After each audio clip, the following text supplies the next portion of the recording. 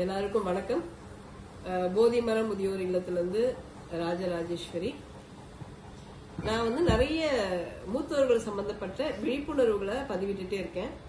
இதுல என்ன அப்படின்னா, நிறைய பிள்ளைகள் தான் தாய் தந்தையை அனாதையாக்குறாங்க. அவங்க முதுமையில எங்க போறதுன்னு தெரியாம பயங்கரமா கஷ்டத்தை அனுபவிச்சு கடைசியா முதியோர் இல்ல வாசல கதவு தட்டுறாங்க. இது ரொம்ப வேதனையான ஒரு விஷயம்.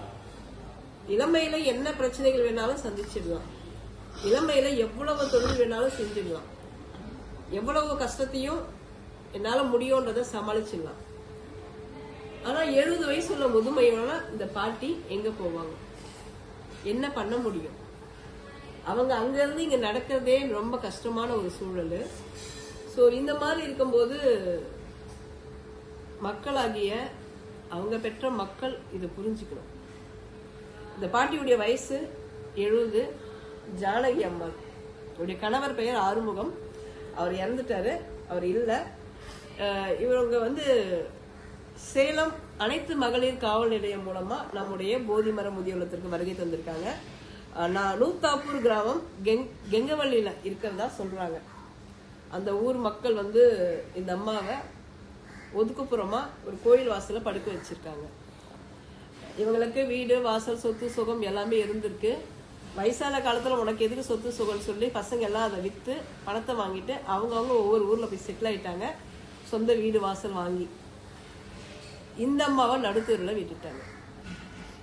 ஏதோ அந்த அம்மாவுடைய கண் துடைப்புக்காக ஏதோ காதல தோடு வாங்கி போட்டிருக்காங்க ஒரு மாட்டலோட. அந்த கோயில் வாசல்ல வீடு வாசல் இல்லாம, சாப்பாடு தண்ணி இல்லாம, பசியோட பட்டினியோட பல நாட்கள் கோயில் வாசல்ல படுத்திருக்காங்க. இந்த நிலைமை யாருக்கும் வரக்கூடாது.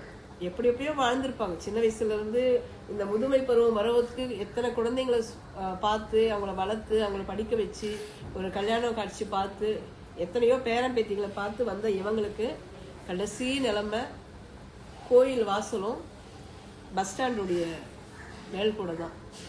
இது பல முதியவர்கள் இந்த நிலைமையை அனுபவிச்சுட்டு இருக்காங்க.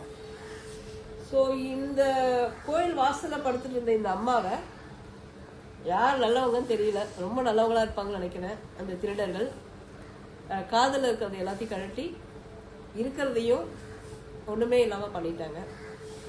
அடுத்த வேலை என்ன பண்றதுன்னு தெரியல. முதுமை வாட்டுது, பசி கொடுமை, என்ன பண்றதுன்னு தெரியல. இன்னைக்கு முதியோர் இல்லனுடைய வாசல்ல கதவு தட்டியிருக்காங்க. நம்முடைய போதிமர முதியோர் வாசல்ல எவ்வளவு அவேர்னஸ் கொடுத்தாலும் இந்த நிலைமை நீடிச்சுட்டே தான் இருக்கு. இதுக்கான முற்றுப்புள்ளி இல்லவே இல்லை நான் நினைக்கிறேன். இன்னும் காலங்கள், அதிகப்படியான காலங்கள் ஸ்பீடா போயிட்டு இருக்கு. உறவுகளை காப்பாற்றலாம்னு நினைச்சா இன்னும் உறவுகள் தனியா தள்ளப்பட்டு இருக்காங்க. அதுவும் முதியவர்கள் தள்ளப்பட்டு இருக்காங்க.